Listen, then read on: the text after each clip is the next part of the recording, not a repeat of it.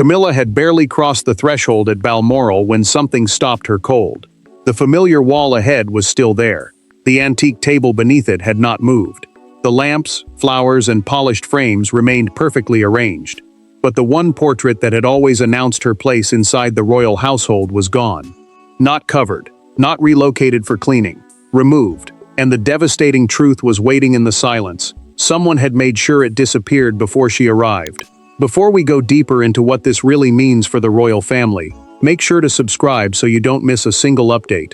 Camilla slowed without meaning to. She had arrived expecting the usual rhythm of Balmoral, the Scottish residence used by the royal family for private stays. Instead, the queen consort stared at a principal corridor where senior royal portraits carried a message about belonging. Her image had vanished before she reached the castle, and the surrounding frames had already been shifted so neatly that the wall looked finished without her. Camilla looked once, then again. She turned toward the equerry beside her and asked, quietly, "Where is it?" An equerry is a royal aide who helps manage the movements and needs of senior royals. The man hesitated before answering, and that pause told her more than any explanation could. He knew. The staff knew. Everyone had seen the change before the woman affected had been given the dignity of warning. Humiliation tightened into anger. Camilla straightened her shoulders and continued walking, refusing to give the household a reaction they could carry away. But she had noticed the detail. Nothing looked temporary. No gap broke the arrangement. The other portraits had been repositioned, closing the space where hers had hung and turning absence into something deliberate, settled, almost official. Camilla stopped again at the end of the corridor.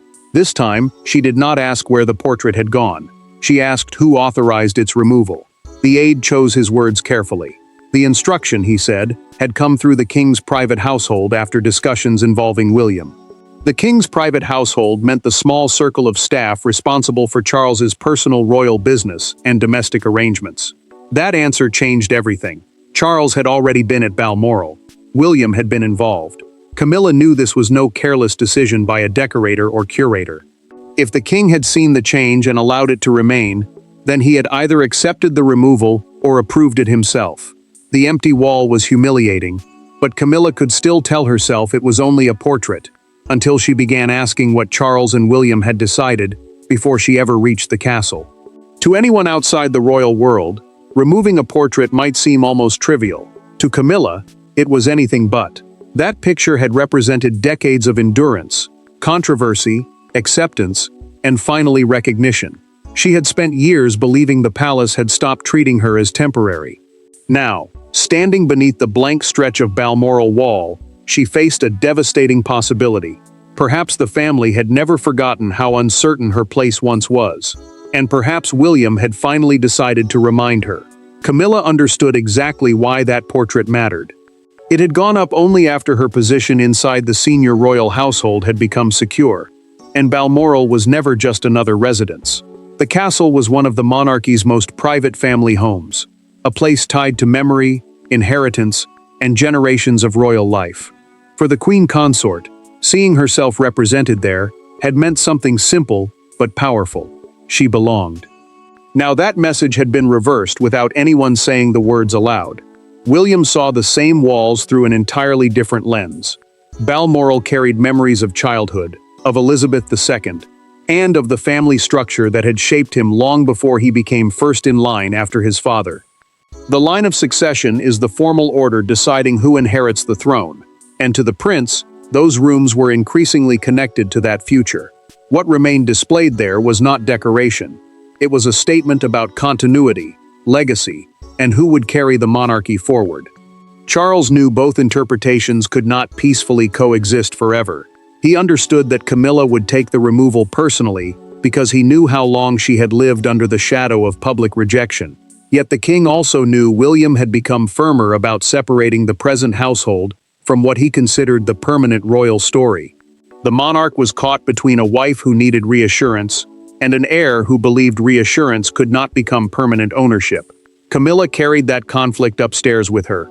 Alone for a few minutes, she removed her gloves and set them down harder than she intended. Anger was there, but something deeper sat beneath it. She felt reduced. After years beside Charles, after ceremonies, duties, criticism, and eventual acceptance, Someone had proved that her place could still be edited with the movement of a frame. Then the humiliation widened. A household member quietly confirmed that several photographs connected only to Camilla's side of the family had disappeared from two smaller rooms as well. Days earlier, William had personally reviewed the displays and discussed what should remain part of Balmoral's permanent royal presentation, meaning the objects and images intended to represent the enduring identity of the monarchy. Charles remembered the sentence that had followed an earlier argument with his son: "Balmoral cannot become confused about who it belongs to." That sentence transformed the missing portrait from an insult into evidence. Because the real story began weeks earlier, during a private Balmoral planning meeting that ended with Camilla crossing a line William would not forgive. The portrait did not disappear because of one bad morning. Its removal began weeks earlier, around a table where nobody expected the evening to become historic. Charles wanted a quiet discussion about Balmoral's future. William wanted clarity. Camilla wanted reassurance that her position would remain visible, even after the monarchy entered its next chapter. Then one sentence changed the temperature of the room. Chairs stopped moving. Charles looked down, and William understood that compromise had reached its limit. Charles had arranged the private dinner 3 weeks before Camilla returned to Balmoral, believing the conversation could remain practical. The king wanted agreement on how the castle would evolve over time, especially which rooms would remain connected to the reigning sovereign, and which would gradually reflect William's future household. A reigning sovereign simply means the monarch currently occupying the throne. For Charles, the discussion was about continuity. For his wife and son, it quickly became something painfully personal. William spoke carefully at first. He proposed restoring several rooms so that photographs, portraits, and personal displays connected more strongly with Elizabeth II and the direct line of succession. The prince believed Balmoral carried a responsibility larger than any one generation.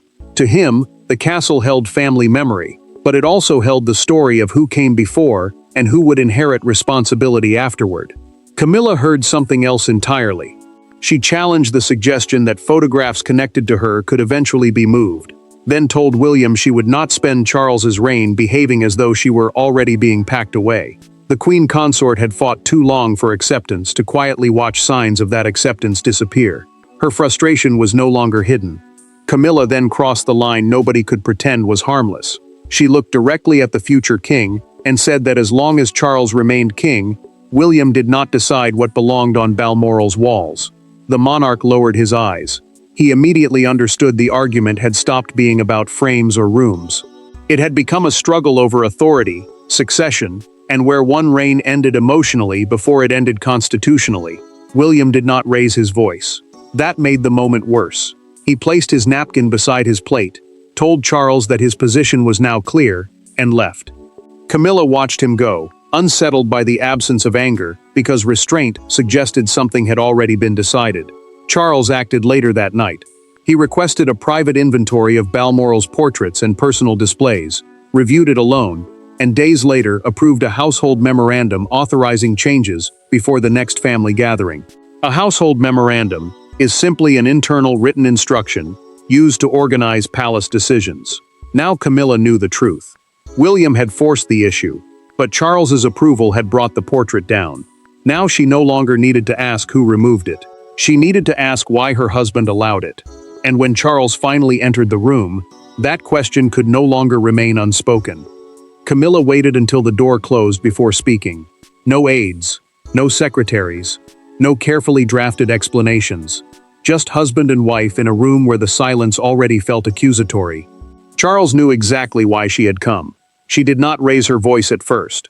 She did something more dangerous. She asked one simple question: "Did you approve it?" And when the king failed to answer immediately, Camilla understood that the humiliation outside was only the beginning. Charles held her gaze, but his answer came slowly. He said Balmoral's displays were being reorganized as part of a wider effort to protect historic continuity and prepare certain rooms for the monarchy's future. Historic continuity simply meant preserving a clear connection between past, present, and future reigns. The king insisted the changes were not designed as a personal attack. Camilla listened, but every careful phrase only seemed to sharpen her anger. Camilla cut through the explanation. She told him that words like continuity meant very little when her own face had disappeared before she arrived. The queen consort wanted to know why nobody warned her. She wanted to know why staff members had seen the empty wall before she had. Most of all, she wanted to know why her husband had allowed her to discover the decision like a guest who no longer understood the rules of the house. Charles finally stopped defending the process. He admitted that he had known the portrait would be removed. The monarch said William had made it clear during their earlier discussions that the matter could no longer be delayed. The prince wanted a firm distinction between personal possessions and permanent symbols of the crown, meaning objects intended to represent the monarchy itself rather than the preferences of one royal household. Camilla became quieter. That was when the confrontation truly turned. She asked Charles why he had not stopped it. He could have challenged the decision. He could have delayed it. He could have warned her. The king acknowledged all three possibilities, then gave the answer she least wanted to hear. He had chosen not to fight William, because doing so would only postpone a transition that would eventually come anyway. Camilla stared at him for a long moment. She no longer looked wounded. She looked resolved. If William believed her portrait had no place on that wall, she said, then he could explain the decision to her himself. Charles started to respond, but she had already reached for the door. Camilla opened it and asked the nearest member of staff one question. Where is the prince? Charles had chosen silence over protection, but Camilla was finished speaking through intermediaries, and the next confrontation would place the present queen directly against the future king. William did not apologize when Camilla confronted him. That was the first thing she noticed. He did not hide behind staff, tradition, or his father's signature. He stood still and allowed the anger to reach him. To Camilla, the missing apology confirmed everything she feared. To William, apologizing would mean pretending the decision was accidental, and within moments, their argument exposed the truth neither side could avoid. Balmoral had become a battlefield over what survived into the next reign. William spoke with the calm of someone who had already accepted the consequences. Charles was still sovereign, but the prince had taken an increasingly active role in discussions about royal property, heritage, and long-term continuity. Heritage in this context meant the historic objects, rooms, and traditions preserved for future generations, rather than one household alone. William told Camilla that Balmoral could not keep changing around whichever relationships happened to define the present moment. Camilla heard rejection beneath every careful word. She told him to stop dressing a personal judgment in the language of duty. The queen consort accused William of treating her marriage to Charles as temporary, something tolerated only while his father remained on the throne. She had spent years fighting to be accepted, and now the future king was asking her to believe that removing her image was simply good housekeeping. William answered more personally than she expected. He acknowledged that the history between them made the decision painful, but he refused to turn that pain into policy. The prince said his responsibility was to what came after Charles, not to settle every wound created before his own generation inherited the crown. He would not rewrite the past, but neither would he allow the future to be trapped inside it. William then gave her one detail that changed the argument. Her portrait had not been destroyed, discarded, or sent away. It had been transferred into secure royal storage, where important works were preserved when not on public or household display. The painting itself was safe. What had been removed was its prominence. Then came the harder revelation. William said the empty space would soon hold a restored portrait of Elizabeth II that had previously hung elsewhere in Balmoral. The late Queen's image was being returned to one of the castle's most important corridors as part of a wider effort to strengthen the connection between Balmoral's past and its future. Camilla went still. She understood the symbolism immediately. This was not only about taking her down, it was about deciding who belonged at the center of the story. She looked directly at William and asked whether this was merely the beginning, whether every royal space that eventually passed into his control would slowly be cleared of her presence. William did not answer immediately, and that hesitation told Camilla the argument reached far beyond one wall, because within hours, she would discover just how much of her Balmoral world had already changed. By afternoon, the missing portrait no longer felt like the worst discovery. Camilla began noticing smaller changes, each one perfectly polite, each one administratively defensible, and each one telling the same story. A cabinet had been reorganized. A private sitting room was no longer assigned the way she expected. A family display had changed. Nothing dramatic happened at once. That was what made it devastating. Her place inside Balmoral was being reduced through 100 quiet decisions. Camilla moved through rooms she had once entered, without hesitation, and found new boundaries waiting for her. Several spaces she had used freely were being redesignated for shared family use, historical presentation, or future household requirements. Redesignation simply meant changing the official purpose assigned to a room. The Queen Consort understood why that mattered. Once a space was given a new function, personal habit no longer carried the same weight. What had felt familiar could suddenly become conditional. The staff made the changes feel even more final. Nobody treated her coldly. Nobody challenged her. Yet every employee seemed to know exactly what had changed and what had not. Camilla could sense that instructions had already moved through the household in an orderly chain. There was no confusion to exploit, no misunderstanding to correct. Someone had planned this carefully, and everyone around her had been prepared before she arrived. Camilla entered a smaller sitting room and stopped beside a table that once held several photographs connected to her side of the family. Most were gone. One remained. She lifted the frame, stared at it for several seconds, then placed it back without speaking. The gesture was controlled, but the silence around it carried more pain than anger ever could. Charles noticed the cost later. He found Camilla alone after she had skipped tea, and tried once more to explain what had happened. The king said William had originally proposed a wider reorganization involving additional rooms, objects, and personal displays. He had rejected several of those recommendations because he believed they crossed from transition into punishment. Camilla listened differently this time. She finally understood what Charles had done. The portrait had become the concession. The monarch had allowed one highly symbolic removal so that other parts of her Balmoral life would remain untouched. To him, it had been containment. To her, it had felt like abandonment. Camilla made her decision quietly. She would not leave Balmoral. She would not fight William over every frame or room. But she wanted one final conversation with Charles after dinner, with nobody else present. For the first time, Camilla stopped asking what William intended to take away and began asking Charles what he was still prepared to defend. There is no council at this meeting, no heir, no household official standing nearby with language carefully prepared. Charles and Camilla sit opposite one another after dinner, and for once the monarchy has nowhere to hide inside the conversation. She does not demand the portrait back. Instead, she asks something harder. When his reign ends, does he believe there will still be a place for her inside the family William inherits? Charles takes his time before answering, and that answer changes everything. Camilla keeps the portrait out of the argument. She wants to know what happens when the crown passes to William and the household changes around a new sovereign. The crown, in this context, means the office and responsibilities of the monarch rather than the physical object. She asks Charles whether years of loyalty, duty, criticism, and eventual acceptance can be reduced once his reign is over.